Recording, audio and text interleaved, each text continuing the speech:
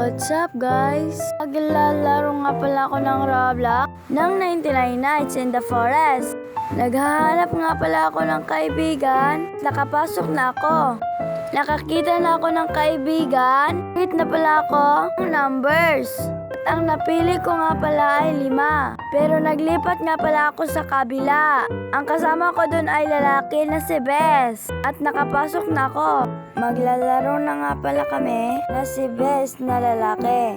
Siya ang kasama ko maglaro ng 99 Nights in the Forest. At nakalaro na nga pala kami. Nandito na kami. Kuha na ako ng wood. Pinapaspasan ko nga pala yan. Sa kabila na naman ako nagkukuha ng wood. Pinapaspasan ko na yan siya para bilis ako magkatapos. Kinuha ko na yung mga wood. Tang ko sa fire. Nagkukuha ko ulit ng mga wood.